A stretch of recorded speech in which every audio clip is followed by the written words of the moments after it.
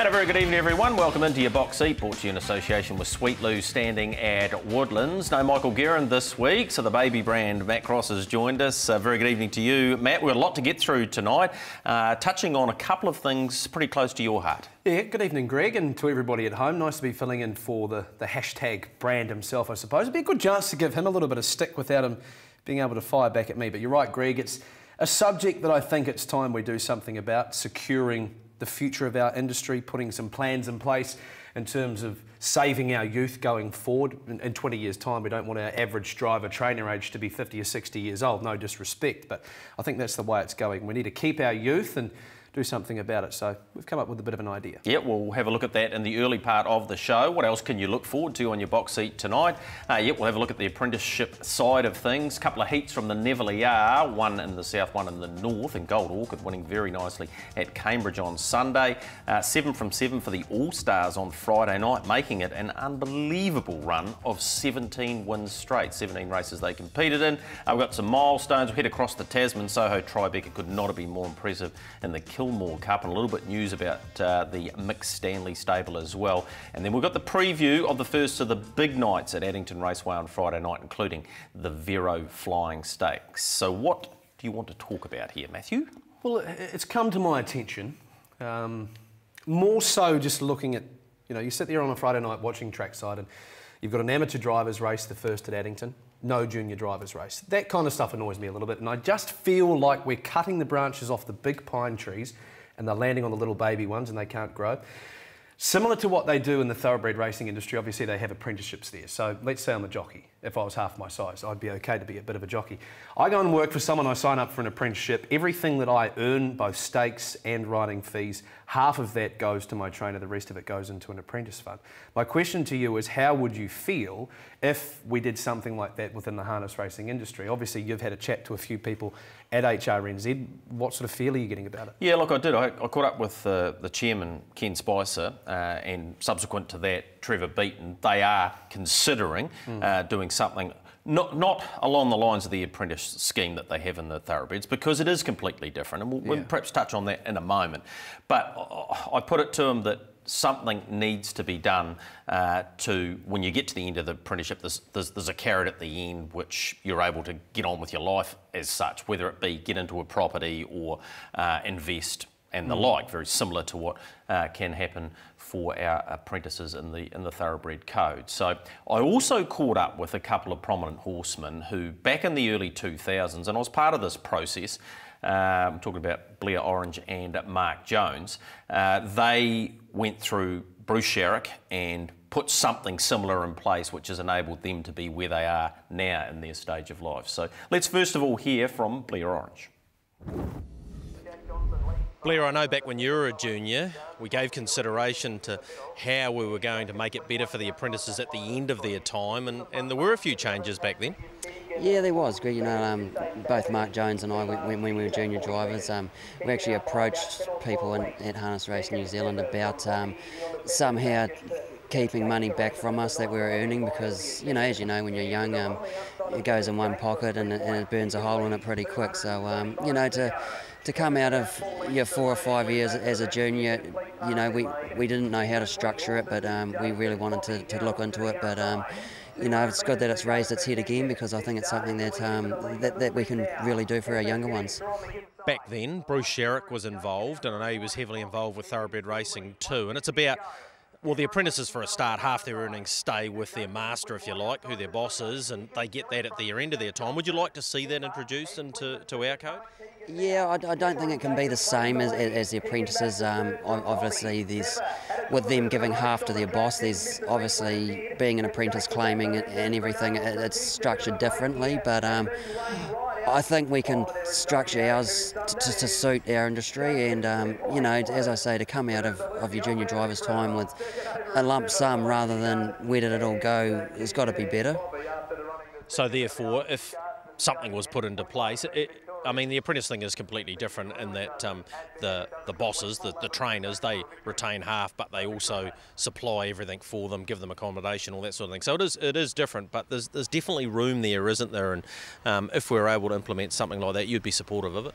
Yeah, most definitely, Greg. And as you say, with the apprentices, their boss does pay for all their living, and their wage obviously isn't as high, but there's good reason for the boss to have their apprentice at the races earning. So that can only be good for your career as well. But yeah, it's definitely something that should be going ahead, and powers to be are smarter than me about how it can be structured. And obviously our driving fees aren't as high as the jockeys are, and their stakes are somewhat better than ours in different aspects. But as I say, that main thing of having some money for a deposit on a house at the end of your time's got to be something that's great for a young person. And when I spoke to Blair about that, he was more than keen to come on and have a chat. He can see that there's a gulf there which needs to be filled. Yeah, we just look at most of our junior drivers. Everybody wants to have a little bit of light at the end of the tunnel, don't they? Everyone wants to drive winners, but looking at the big picture, ideally people would like to come out of it with enough money to buy a house. Obviously, nowadays in New Zealand, your average house price, if you want to buy a decent house, you're looking at $450,000 to $500,000. With the KiwiSaver scheme, you can get away with a 10% deposit, so there's $45,000 to $50,000. It does make it a little bit easier if you do have more. Obviously, your repayments, the interest and that kind of thing comes back and makes it a little bit easier. KiwiSaver is another subject we could get onto as well. I know that there's a lot of people who are in on it and there's a lot of people who aren't. It is an optional thing, but it's something that everybody should be a part of.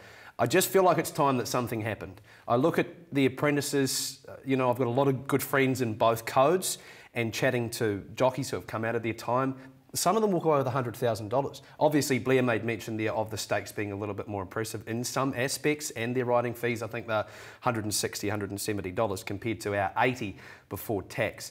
You just see what it does. It just sets them up. You can walk away. They could walk away from the game if they wanted to. They've got $100,000 in their back pocket. I just feel like we have nothing at the end. There's no light at the end of the tunnel for our juniors. Yeah, so I spoke to Nevele Orange, also caught up with Mark Jones. He's a bit more frank about it, but also he's in a different position now because he employs some of them. Well, Mark, we've caught up with Nevele Orange, and you're in the same situation back in the late 90s, 2000s. You needed some sort of guidance around how to get some money when you finish your apprenticeship. Yeah, we were. Me and Blair were probably lucky enough to come across Bruce Sherrick at the time when we were probably doing pretty successful junior drivers, and honestly we had no idea what to do with our money. We'd probably piss it against the wall at the local pub and that and spend it, and he just got us into financial advice, and he got us in a very good position financially. Like, he invested for us, advised us, and we had someone to turn to when we needed advice on what to do. So it was pretty life-changing for us, and especially for me and also Blair, it's put us financially in a good position probably for the rest of our life. Look, you two are at the top end of the scale in terms of what you're able to earn in that 4 or 5 year period. But in saying that, even the top 10 or top 20 drivers, there's an opportunity maybe for some money to be held back so that there is a carrot at the end for them and gives them an opportunity, much like the apprentice jockeys have at the end of their time. Yeah, it's definitely something we need to look at, Greg, and for the young people coming through. Like, at the cadet system, they probably get no advice on financial systems or anything like that, and they get chucked in the wide world after that, and they don't know anything about it. And it's probably a good incentive if they can get away. They hold money back and into a fund, and then channel it through the right channels to get into an investment. And we know it happens in rugby and in all other professional sports that they have professional advisors and investors for them. And in this industry, some people are good horse trainers but terrible with money, and it's hard to get into property in that these days, or any investment. And if we can hold money back and get it put through the right ways, it's going to help a lot of people in the industry and keep them in the game a lot longer and make it easier for them, because it is a real struggle. And hey, I was probably lucky enough I was at the top end, and I found it tough going until Bruce come along, so I'd hate to be in the position that some below me were. Okay, Mark, so how would we approach this? Because obviously you can't take half, like the apprentice scheme is completely different to the harness scheme, and that the employer pays for everything. So what would be a reasonable level to start with? Yeah, I think we just got to sit down with people that are wiser than us horse trainers and horse people, and you probably look at 20 to 30% to start with. And it's hard to take half because the wages in stables these days aren't great, and if you can just put so much away in the right way, and save is the key to making money. If you can save, and by doing that, if you get the horsemen on board in Harness Race New Zealand and come up with the best formula, I'm sure between the whole group of people would be the best way. But you'd want at least 25 to 30% of your income going into savings, and then go from there. Would that initially you could do that just straight out from driving fees and maybe percentages rather than take it directly from their wages. Might be a way to go about it.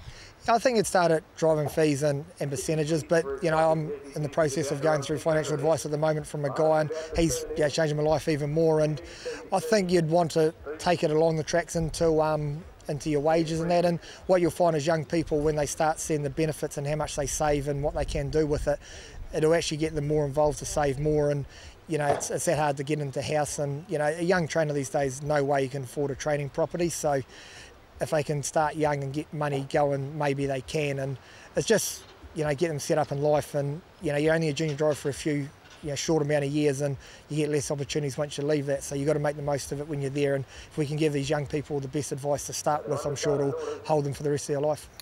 So it was great to catch up with both of those guys, having been through it. Now, you've been part of it as well, Matthew, when you worked out of Crandell-Geddes barn. Your situation's obviously changed considerably, but it was interesting to hear from both of them, and they were really quite positive and quite vocal about what they'd like to see happen. Well, I couldn't drive to save myself for a start. There's a reason I'm sitting here talking to you. But obviously, Mark and Blair, they're both driven by success, both driven by money.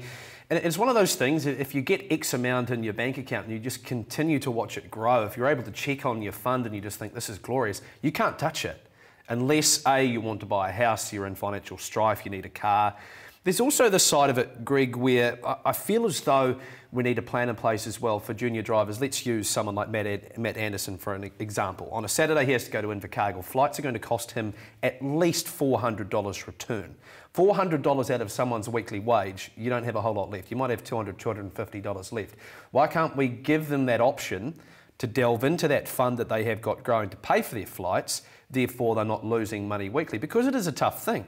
Everybody goes through it. I've worked in a stable. Obviously, you've got horses as well. We know a lot of people who have. It's not an easy thing to do. I feel as though Harness Racing New Zealand and some sort of banking finance kind of place need to have something in place for them so that they can go to Invercargill on a Saturday and have 2 or 3 drives, and they're not going to have anything taken out of their account for the week. Well, from what I can garner from both Ken and Trevor Beaton, they're definitely having a look at something like that. The way I proposed it was around maybe $60 in the hand for a drive, so therefore if you perhaps took 20 of that, because at the end of the day, if you're a junior and you haven't had that money, then you're not missing that money. But give them $40 of it, but all the stake money therefore goes into a fund for them at the end. Now, as you say, you could possibly take some money out, maybe on a monthly basis, apply for travel and or if you were purchasing a house. I do like that. Let's have a look at Matt Anderson. Okay, he's up the top of the premiership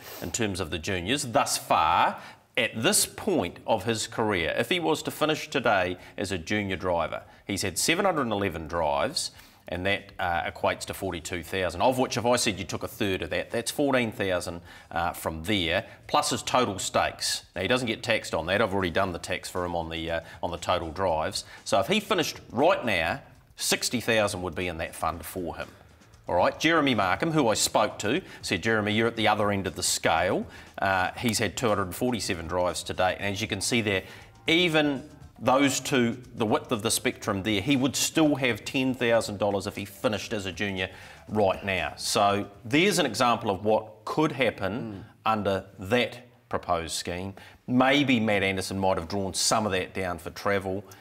Jeremy Markham, not so much, but all I'm trying to do is illustrate what potentially could happen, and it's virtually a Kiwi saver scheme. Let's go to the other end of the scale before you comment on that. Here's Dexter Dunn as a junior driver. This is just silly, isn't it? Well, this is $3,500, and I spoke to him about this. I said, look, I'm going to run through this process with Matthew, and it was your idea to do it. At the proposed $20 per drive, 70,000 would have dropped in there. Look at what about a stake money there. He's a once-in-a-lifetime driver, as Michael often refers to on the show, but that's how much he would have had in the scheme at the end, $428,000. So that's quite unique, but just shows you what could be achieved. It's a freehold house, isn't it? After 5 years as a junior driver. And you know what Dexter said? I wish that was in place. Because as you know, as a young person, you live to week to week to week to week. There's absolutely no discipline. And I'm 24 years old and I've got no discipline with money. Absolutely none at all. I spend what I earn. It's as simple as that. And I'm not going to lie to people at home about that. I think there's got to be some sort of an incentive to trainers as well out of this.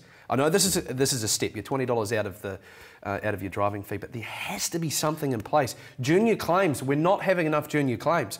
Why can't a rating 76 horse drop into a rating 74 race with a junior claim? Or even more. It could be 8 to 10 points with a junior claim on, because of course in the thoroughbred world, you've got the apprentice claim for a start, 3 kilos. Plus the boss is getting an earn every time you ride, so they ring up another trainer and say, hey, can you put my one on? Let's go back to your driving career. Just want to have a bit of a look at this. What driving career? I think I had 12 drives. Yeah, this is a great example. I actually thought you were working for Clarkson Science Studio. Here you are, Matt Cross, coming right. Big is good. Yeah, I thought you were working for the Clarkson Science Studio, maybe painting the outside fence. I'm being a bit facetious there, Matthew, but... he was about $1.70 this night too. At the end of the day, we won't show the end of the race, but you certainly saw a bit of the Addington Raceway track. That's not why I'm showing it. What we're saying is you've been through this, so you have a greater understanding than most. I did drive a special here. 3 wide, 3 wide. I think you might have got 4 3 at some wide, stage. 1 back. And actually in the colours of a good friend of mine, Kerry Shaw, who on the other code bred 50-50, who's a very good galloper in Hong Kong, but we'll leave that for the first call on Friday. Look, it is a difficult thing, and I've got a lot of mates who are junior drivers. Well, I hope they're mates. They might just be acquaintances. But, you know, I just feel as though we're doing nothing, literally doing absolutely nothing to ensure that the future of this industry is in a good place. And I think it's a good step if we can do something to put money away so that everyone has the light at the end of the tunnel. Give them the option. You'll be able to look on an app on your phone and see how much money you've got in your apprentice fund or your driving fund. So here's the question for you. And you just watch it grow. Here's the question for you. If this scheme or something similar was in place, would you have carried on as a junior? Well, it's probably a little bit different. After that drive, probably not. But it was my last drive. I knew I had my job by then. I could have walked in and handed my licence away. But what it does is it gives people an option to come in. You look at the galloping code, they're never short of apprentices. No. They've got apprentices coming in, they're looking to sign people up. You look at someone like Michael Pittman in the thoroughbred code, he's got sometimes 3, 4 apprentices signed up. And you bear in mind, he's getting half of everything that they earn. So he puts him on their horse, they win a $25,000 race. He might get $700 or $800 in his back pocket. There's their wages for the week. That's how it all works. It swings in roundabouts, and then the apprentices walk away at the end of it with a big old lump sum. They go and buy a house. Yeah. There's just nothing for us at the moment. Yeah, good discussion, and thanks for bringing it up as well. And I know, I hope something happens. Oh, look, I'm sure after speaking with those guys from HRNZ that it will be, you know, it will be happening, and something certainly will in the very near future. Because I'm not saying we've actually got some very good junior drivers out there. Our junior drivers' ranks aren't poor, but I can see them weltering away, and there's going to be nothing coming through from the bottom if there's nothing to look forward to. Yeah, there's some good drives over the weekend. Sheree Tomlinson got Leighton's Lass home. That was, of course, she's a Group 1 winner of this season with Amaretto Sun. That's her right to the outside, and storms home here and wins pretty impressively. It was a good race, this. It was a very good race. It was a good race day, mate. Gee, there were some fantastic finishes. That's all about Henry down on the inside with Darren Keese. Looked the winner, but yeah, Leighton's Lass, and we'll touch more on the Schmeals and their day out there a little bit later on the show. I think sometimes horses get a little bit of a wake-up when people, your likes of Cherie, Mark Jones, the left-handers, they don't know where it's coming from. Often you'll see that some horses, obviously, you know, they wouldn't care about, but I think that's one thing that Cherie does have in her advantage, and she can read a race as well. She knew they were going hard, so she didn't have to do any more extra work. And I think that horse was a former New Zealand record holder at some stage. I think you might be over right. 1950 around Addington. So she's definitely had the ability there. Been racing against some very strong horses. But day out for the Schmeals, 3 different winners, 3 different drivers, I think. Yeah, it certainly was. We're about to take a short break here, and when we return, we'll have a look at the Nevele R heats from the weekend, amongst others.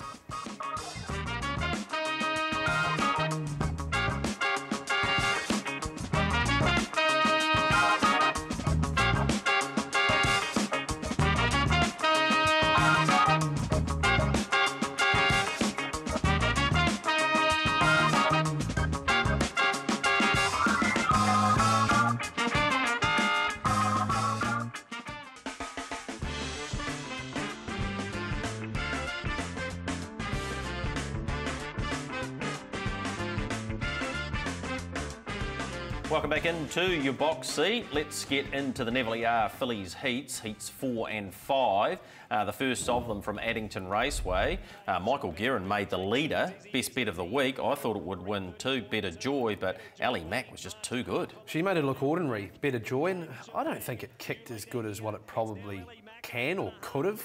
Dizzy Miss Lizzie was okay, but she's just in another league, isn't she, old Mac? She'll obviously go on to be the Oaks' favourite now, and she's hard to beat in that. But yeah, look, I think she's just made the gap a little bit bigger between herself and Better Joy and Dizzy Miss Lizzie. Well, she came from the second row round to parked, and if you go back a month ago in the Sales Series final, similar scenario, pretty quick last half, then Better Joy was simply too good. I did ask Dexter when I spoke to him last night, was there anything to come out of there? He said, no, not at all. Although it's been a big month for fillies like her. Ali Mack seems to have bounced right through it. The other of the Nevele R heats was Gold Orchid. Well, she's just in terrific form. This is at Cambridge. They almost went a couple of seconds quicker than they did at Addington Raceway, which is very unusual. 56.3 mile rate, that's her in front. She was in front all of the way, and she won very comfortably. This was money for jam. I actually backed this horse, and Tony Hurley, he took her straight to the lead out of barrier number 2, and she's got a big long stride on her. Look, when Tony Hurley sits that quiet, you're never in trouble. She's obviously a pretty smart horse who will be competitive in the 3-year-old fillies races. She's in a group of 5 or 6 horses who are going to need better barrier draws than the Perd and Rasmussen team, but she'll be a horse who will take a bit of my money. They're sort of second level, aren't they? But she's just in terrific form. It's only her second career win, but of course, placed in the Oaks at her previous start, so she would have garnished a bit of confidence out of that, and she'll make her way down here, of course, the Nevele R final, the Oaks, and then ultimately back to this venue at the Jewels. And if she goes like this and that, she is gate speed, and if she gets herself a barrier draw, then she can be right in it. Yeah, that's what I'm saying about the likes of that horse, Dizzy Miss Lizzie, even Better Joy's sort of almost getting into that category now with the way that Ali Mack went the other night. They're going to need barrier draws to beat her, and quite frankly, the way that Ali Mack raced the other night, I don't think it would matter where they drew. In any code anywhere in the world, to win consecutive races across a decent period, well, 17 of them in a row in the races they competed in was phenomenal, but 7 from 7 at Addington I don't even Raceway. think I've ever backed 17 winners. No. Let alone this in a row. Was crazy. This was the first of them. Turn It Up on debut, beating my tip for the week, O'Hansey, but Turn It Up, another by Courage Under Fire, part owned by Mr. Pilcher. He's had a phenomenal run with stock of that, and Turn It Up was really good. Anthem, who'll be making its way to the Derby, and is in the Vero Stakes on Friday night, beating Henry Hubert, who I thought on the turn was bolting and looked all over the winner. That was the second of their winners. Enhance Your Calm, who of course was prepared by Gavin Smith before being purchased. Here is Enhance Your Calm. This is a pretty smart horse and looks like a 3-year-old already. He's a good horse, and full credit to Gavin Smith. He could have kept this horse and raced him himself. He could quite possibly have the best 2-year-old trotter racing around in his colours, but a good business decision to do that. Ali Mack was too good, better tricks up the inside running into second. Interesting to see how many out of those 17 have Cornellid too. Yeah. Obviously, the Derby prelude as well. Next winner was Winterfell. We'll talk about that after we've gone through this procession of races, but yeah, a little bit too good in the end was Winterfell after sitting in the 1-1. Fun at the Beach, who I potted on the night, I thought it was a massive step up. Not only did he win this race and beat Ultra Orlando, but he did it with a flat tyre. Like, he's in the Derby too, and on most recent form, he's got to be considered. Ultra Orlando was lucky to be there though. He was, and we'll get to that as well, and some viewer feedback that we've got. And of course, Tennyson Bromack gets the business done here in the last. Flat turning in this horse. Yeah, it was. Gets past Cullen Byrne, who's Group 1 place, and the size, of course. But gee, it was a good, brave performance. So that was their 7 at Addington Raceway on Friday night. $41 to win all 7. Yeah. Yeah, I know. Imagine if you got on $8.50 on 6. I know a couple of people are on that. That was a bit of bad luck, but $41. Before we head down south, just on Winterfell, questioned was Tim Williams by some punters around the country as to the way he drove his horse. Did have a good look at that. It pulled pretty hard outside Valeria, who was the favourite at $2.30, and it just so happened to be that Winterfell was in the 1-1. Some suggesting team driving, different sets of connections. I can understand why you would think that, but by the same token, if you don't understand when a horse is pulling, then you shouldn't really be commenting on it. One thing about that I'm a firm believer on, not only because I'm part of the race callers fraternity, is I don't believe in horses wearing the same colours from the same stable.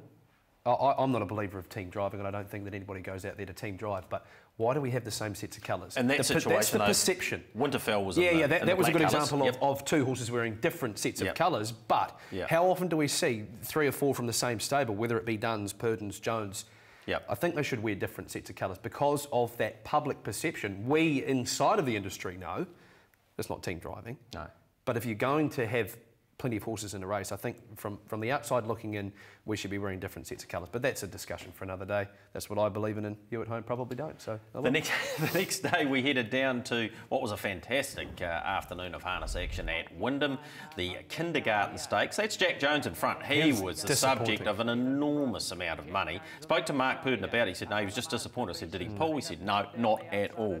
Horse that didn't was Wardan Delight, and he's made it 2 Group 3 races now, won the Sapling, and now he's won the Kindergarten. He's got a bit of have faith in me about him, does Wardan Delight. Big, long stride, and once he hits his straps, he threw the head up a little bit, had a good look around, but he's got plenty of upside. And they smashed the clock. They did too. 53.3. Good track around there. Yeah, it is. I once drove a horse around there, almost broke the track record, but anyway, we won't go there. Home in 55, 9 and 27. Another masterpiece, I thought, very good. And the horse that finished third, Zinny Mack? Yep. Out of Mitchell Kerrs.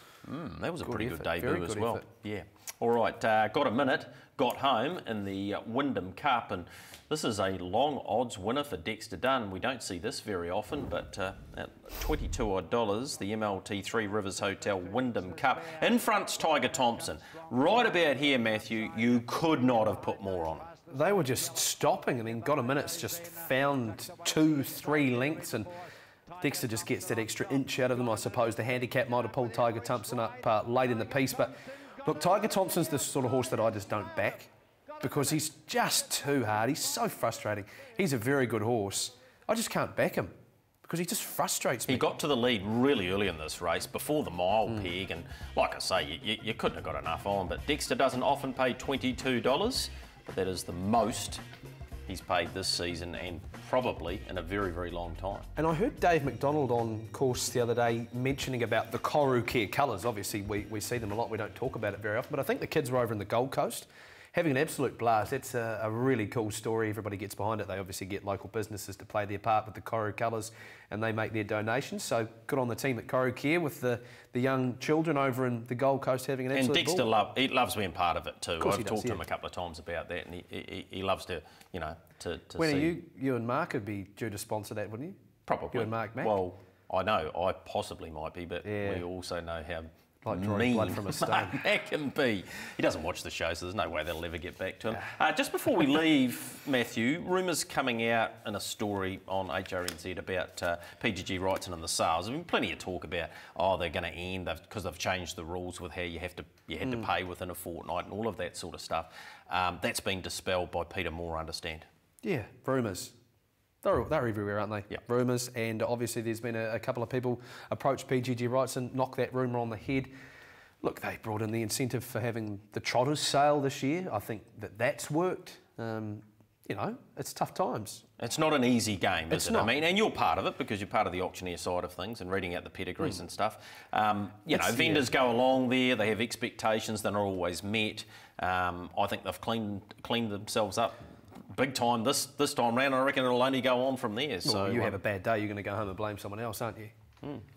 We often have those, Matthew, from time to time. You do. All right, short break for us. When we return, we'll catch up with a person who wins her first race as a trainer. That'll be part of our next segment. Stick with us here on Your Boxing.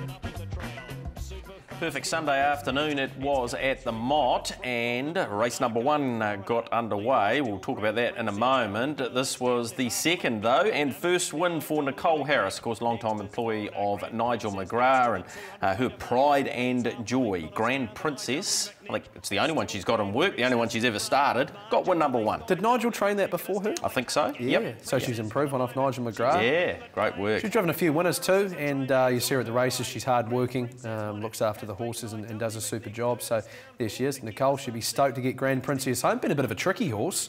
Remember when she started with it, had a few tricks, but I think Mum did too, Baby Grand. Davey Yeah. Butt, round the home turn, he put the Stig glare on and tried to give it to Blair, but he let out the Blair glare and away he went. Kept on kicking. I think it was his 8th win for the week, Blair, after the 7 fill up there at the Manawa too. But congratulations, Nicole. That was a really cool moment for you. Speaking of good days out, well, the Schmeals, we touched on that earlier, had a fantastic day out there. Lucky enough to catch up with Terry prior to the first of those winners, which was Overarm. A very good training performance this. Their stats this season have improved immensely over the last last month or so.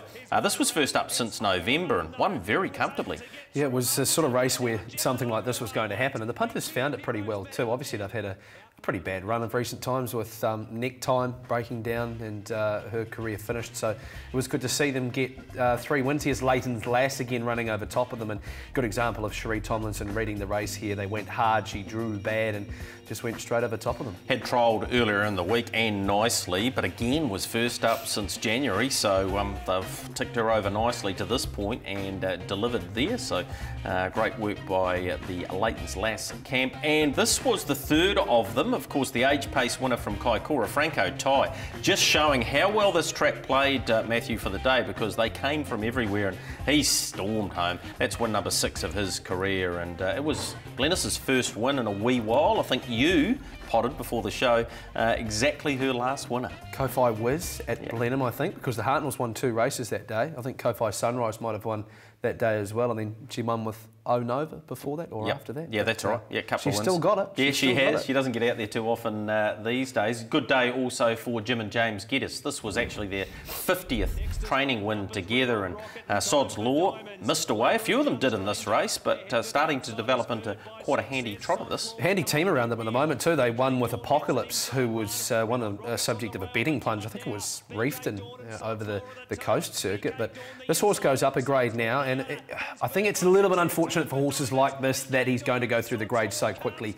I don't know whether he's going to find his mark where he is now, but he's obviously got a lot of ability, but it's going to be a big step up for him now. Yeah, and he has to do that Friday night at Addington, goes round in race number 6, but the son of Muscle Mass is certainly doing some good things. Go back to race number 1 from the Mott on Sunday, and Mark Mack, get his call, hear what he has to say after the line. This race was almost 10 minutes late. Man in the mirror, man in the mirror, I think. Man in the mirror, I think's won it from either Highland Rain, Pegasus Commander, and/or Russian Express. If you look up strange in the dictionary, there'll be a picture of race 1 at the Mott.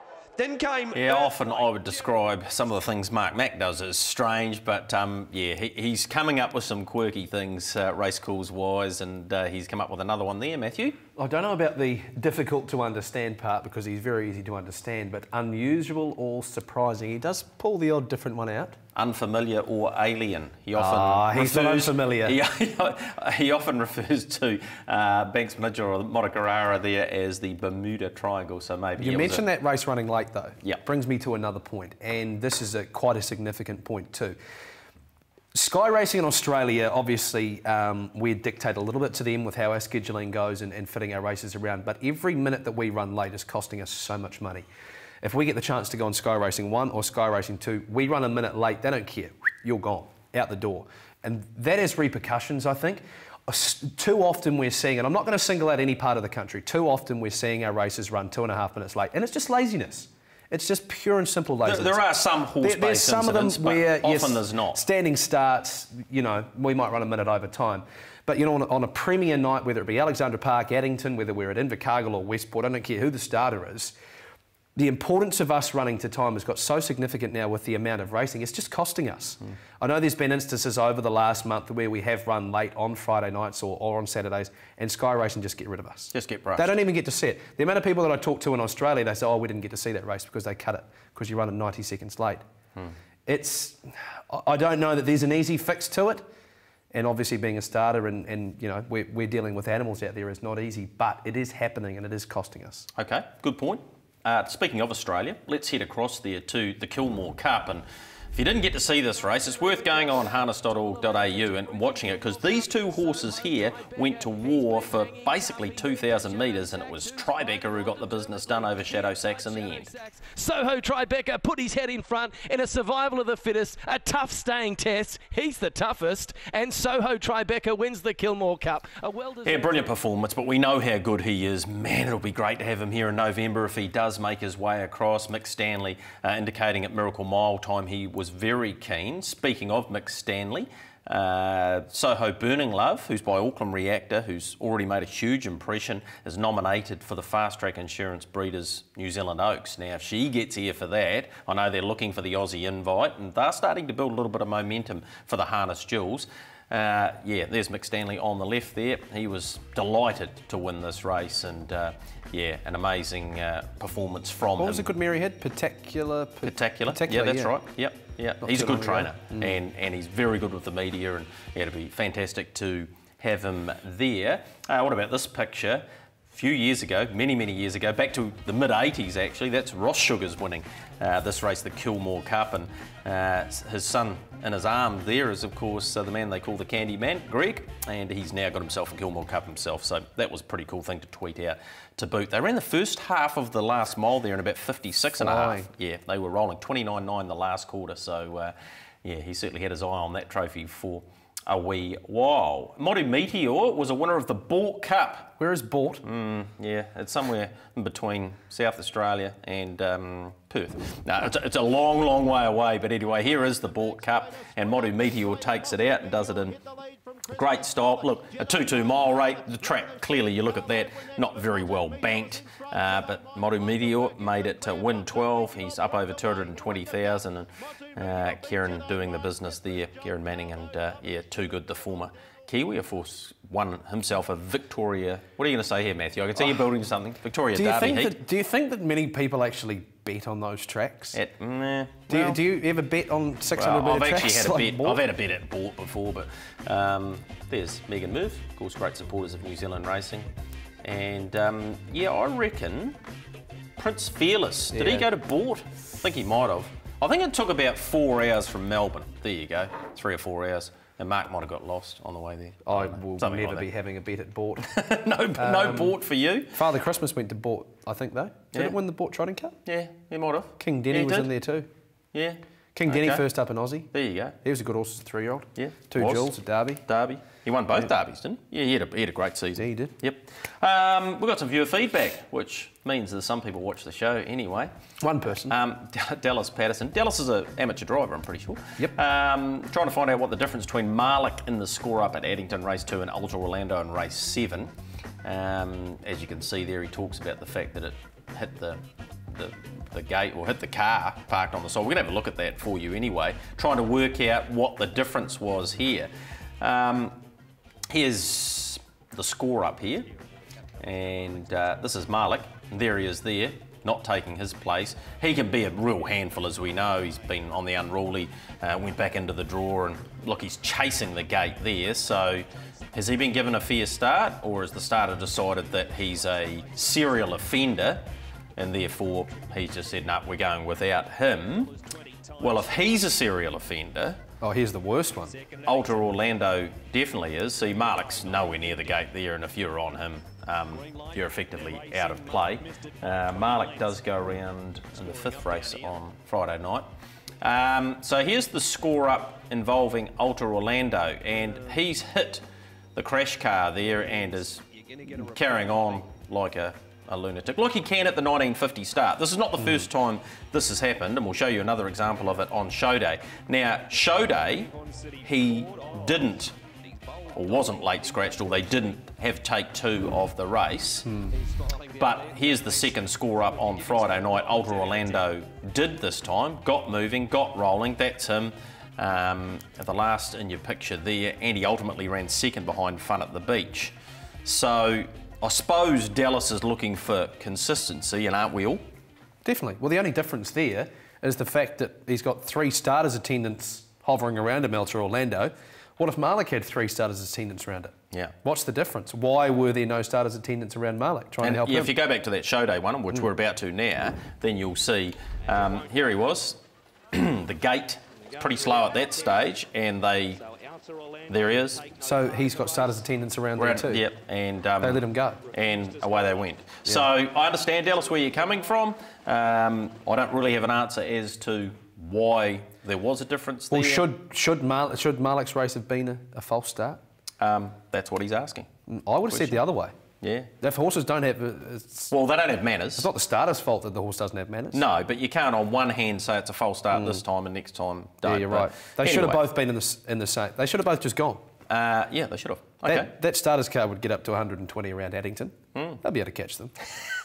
Sociable ran second at the weekend. We knew that with the Social Giant being over there. This weekend we've got the Jody's Babe. That features the likes of Party On, who's obviously changed stables. Delightful Memphis and Rocker Band are both there. And Whitaker takes on Soho Tribeca. That should be a challenge. Yeah, good luck to That's him. in a race called the City of Melton. Just want to make mention of Share the Road as well. Yes. There's a mare over there. Zach Cornell owns. Laura Crossland's doing the training, formerly with the Swains.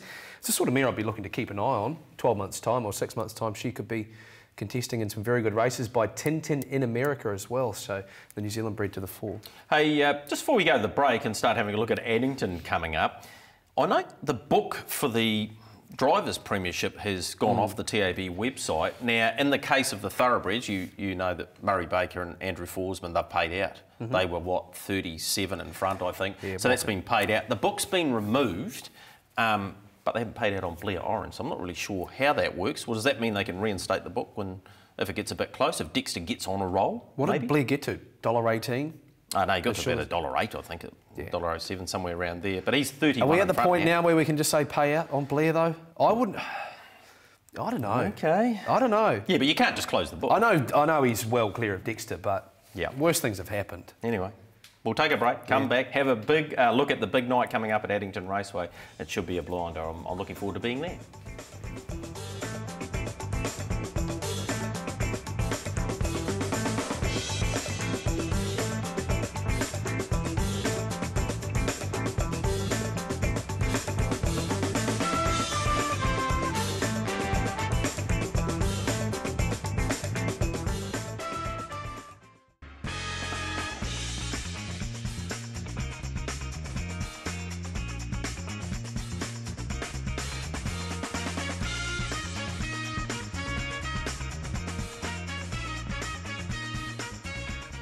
And what do we have ahead for you this week? $25,000 pick six, fast track insurance 533 at the start of the harness racing week, I suppose. There at Forbury Park, Addington Raceway.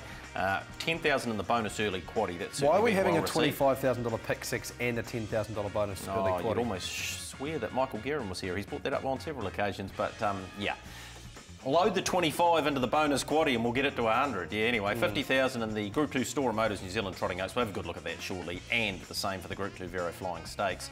Teltrack Communications free for all, which and was also a group, the Alan Matson. $30,000, is it worthy of being a Group 3? Maybe you could talk about that next week. Yeah, I don't think so. $22,000 Magnus Penrose Ire Stakes. It's heat number 2, race number 10 there at the park. Winton, 10 races there on Saturday, 12:13 the start time. And then Sunday, we return to Waimate. No pick six struck on Sunday at the Mott. So 40,000 there in the $15,000 Waimate Cup. We'll talk a little bit more about that meeting in a moment. And Wingatui, they rock there on Monday with the 6 races at 12:02 the start time. Is that a dual code? I think it probably is. It certainly is. Yes. It's the Beaumont Racing Club and Forbury Park. Yeah, always a good day. Yeah, it is. Down there. Monday. So pretty fair track. Get involved there. We have a fantastic night at Addington Raceway. Premier Harness Racing returns, and we have a feature race in terms of the Store Motors New Zealand Trotting Oaks, headed up by the Breeders' Crown winner in Renesmee. 420 the opening quote. That entices me a little bit, Matthew. Luby Lou was too good for her last time, but she's got all the cards in her favour here. Does she park Luby Lou? Does Dexter push the button early with Renesmee and park Luby Lou? If he wants to win the race, I would suggest yes. Then what does Josh Dickey do with Girls on Film drawn the outside? Obviously that horse has got a big rap on it. Yep. Comes down with Speeding Spur. Renesmee, if it parks Luby Lou, the question is, can she beat her? She couldn't come off her back last week. Yeah, this is her winning first up. Now, this took some doing. She won the Breeders' Crown, hadn't been to the races since the end of August, comes out and beats the older horses. So this is the quality that she is. Since then, as we know, she was 4th at Ashburton behind Valeria and then couldn't get past Luby Lou. But she was very good on this occasion.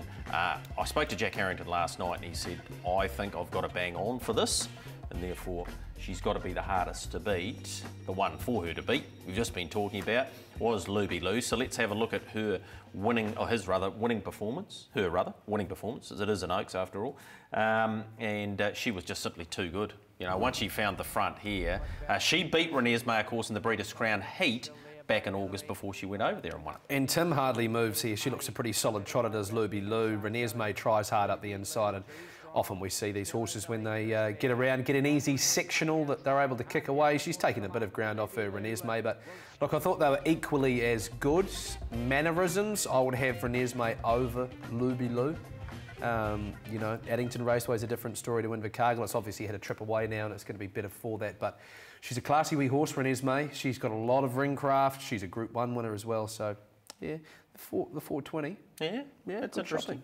Zoe, of course, was 3rd in that race, comes up with a nice barrier draw. One that hasn't come up with a great draw, one of the Northern Visitors, Girls on Film, got a heck of a lot of breeding, as we know, out of Regal Volo. This filly by Muscle Hill, very tractable, as you could see around that bend at Alexandra Park at speed, and did it really nicely. Always interesting when horses get around Alexandra Park as good as what Girls on Film has. When they come back around the other way, it's interesting to see how they go. We'll use a horse like Temporale as an example. Put him Auckland way round, he grows a leg.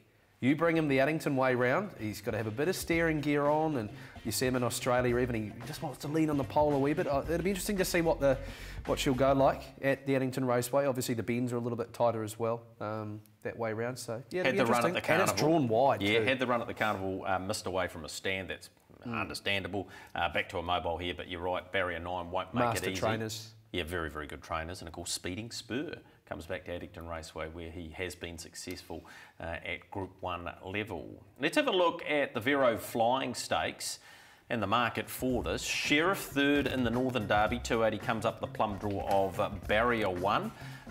Gee, there's an arsenal of all-stars here though. Anthem could not have been more impressive last week. Fun at the Beach, same can be said, beat the older horses, and Sicario 2nd in the Northern Derby. Pat's Delight, Master Moonlight drawn alongside each other, both from the Dalgety barn. Master Moonlight back to Addington, he's much more comfortable this way around. And then you've got Henry Hubert, who looked all over the winner last week, but Anthem picked him up in the straight. Let's have a look at Sheriff. Blair Orange and Nigel McGrath combined. So here's Chase Auckland. Now, as we know, he's curbed a hock and he's out definitely of the Derby, but possibly the Jewels as well. And if he's not going forward to the Jewels, he'll be back around Cup time. So Sheriff gets clear here and hits the line pretty strong. He does. The start's going to be very interesting to see what happens. I wouldn't be surprised if a horse like Pat's Delight blasted the machine to try and find a spot. With these small 3-year-old fields, I think it's the sort of race where you'd want to be settling in the first 3. If Sheriff finds the lead, potentially a horse like Anthem has to sit outside it. I don't think they'll go mega hard. Therefore, you might want to be positive in the first 3. Cullen Burn should drop onto the back of Sheriff early, but it'll be interesting to see where the pressure comes from and whether Sicario wants to come out and have a hard run leading up to the Derby. Well, a couple of weeks away from the Diamond Creek Derby, but when you go through the record of horses that have won it, or in the last 10 years, you obviously have to go through this race. I think half a dozen of the winners have gone on and won the Derby, so it's a very important race. Who's your Derby pick at the moment with Chase Auckland out? Look, Chase Auckland coming out. He's into 420, Sicario. I do like Sheriff as a horse, but yeah, let's have a look at Fun at the Beach. Now, he's made significant strides. I thought he was... You didn't actually answer my question though, did you? Not really. Look, Big Duplicated, who, yeah, I thought, oh, that's okay. Taking on some really smarties here, including Ultra Orlando, and he sat park, got a flat tyre and still won. You're just looking at Ken and Tony Barron's colours coming down the outside too. Ocean Ridge smashed them first up on Monday at Pinjarra too on another note, but yeah, Fun at the Beach holding off Elter Orlando there. I don't know that Fun at the Beach is a derby winner. I probably have Anthem and Sicario over him. But so what is your derby selection at this stage? Probably leaning towards a horse like Anthem. I've always liked Anthem, but he's a $15 chance to win the Diamond Creek. And I probably wouldn't have a bet till the draws come out, but you know it's likely to be. But at $15, if he goes pretty close on Friday night, he won't be $15. Let's have a look at the market. He for told a flat tie the other night too from the 1,000 Anthem. So there's been significant movement here, obviously, with the withdrawal of the $1.45 favourite. $4.20 now Sicario, share of $6.28, Pat's Delight. It's really opened up the derby. Alden Maestro's there at 13s, Anthem at 15. That's pretty interesting. Tell you who was very good in the Northern Derby was on the cards. Very. Barry Purdon's got a decent rap on him, and that's enough to suggest that he's worth speaking there. Tennyson Bromack at $16 was very good in the last race.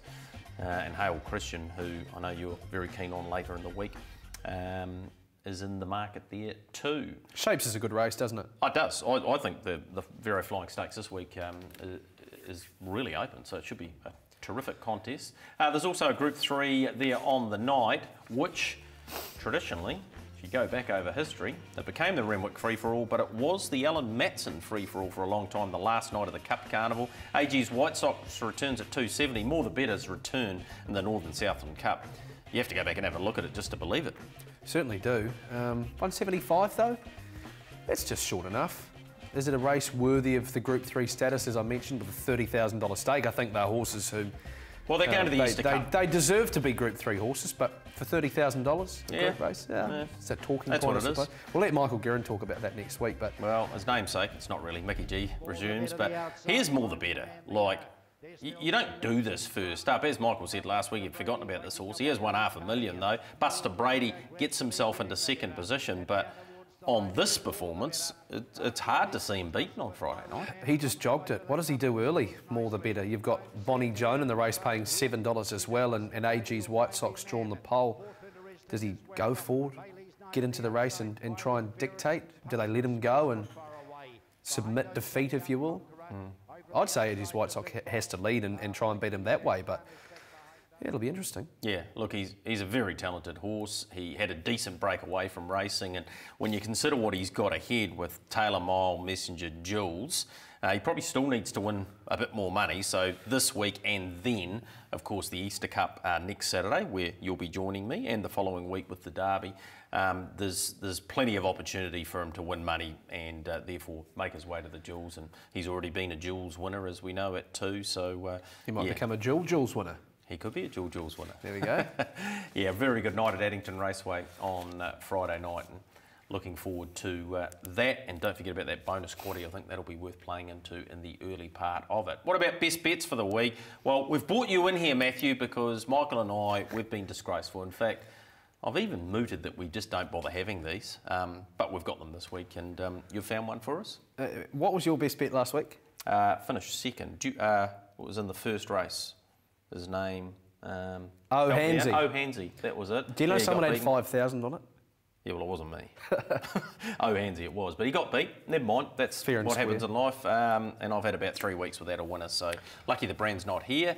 Matthew, you've gone with Hale Christian. Hale Christian at Winton, looking to secure his place in the Southern Supremacy final. I love Southland harness racing.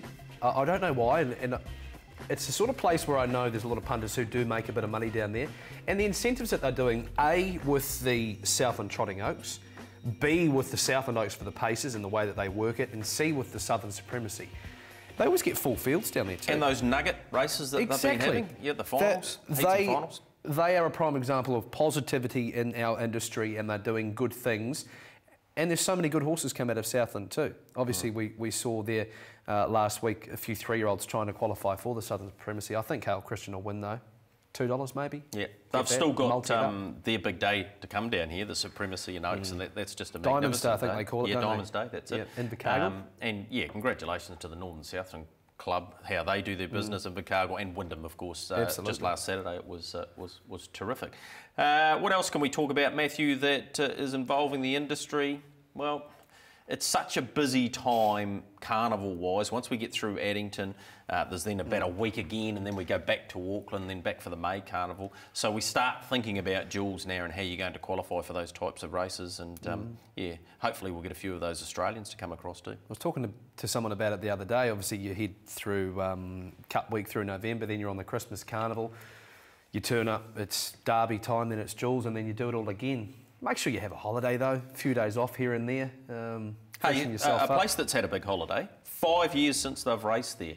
The Waimete Club returns to their home venue. I've never been there. Have you been there? Yes, I've been lucky enough to present there. Over 200 nominations for that. One of those nominations is having her last race, Sarah Palin. 180 odd starts. She's won 10 of them with about 50 placings, and Margot 9 and Pete Davis are lining her up for the last time. And yeah, she's been a real credit to herself. She's in foal, I understand, to Bacardi Lindy. But she's just been a genuine racehorse all the way through. I was lucky enough to be over on the West Coast when she had her last run at Westport, and the team went down there. They got the photo taken in the birdcage post-race. Then at Reefton, she had this ginormous entrance onto the track. I think it might have been the last race of the day, and the crowd were cheering for her as she went onto the track. She's been a grand horse. I think she suffers quite bad tie-up. You know, it's an interesting yarn, the way that they work her. They work her short and sharp. She doesn't do a whole lot of work, Sarah Palin, but Margot 9 and Pete Davis, they'll pull the curtain down on Sarah Palin's career. She's had over 180 starts, and she's been in the money more times than not. So good on the team, and hopefully and some national media too, coverage, I believe. 7 Sharp. Yeah, they'll be there to cover that off. Hey Matthew, really appreciate you coming in, being part of the show. You can go back to that. Back now. Yeah, this is your seat. Yeah, the first call or whatever that thing is on Friday. Friday's 11 o'clock. Replay is Saturday 10 a.m. Make sure you tune in. If he tips a winner on this show, then maybe Michael Guerin's back next week too. He'll get a chance back. All right, that's been your box seat. Of course, brought to you in association with Sweet Lou, standing at Woodlands. We'll see you in 7 days' time.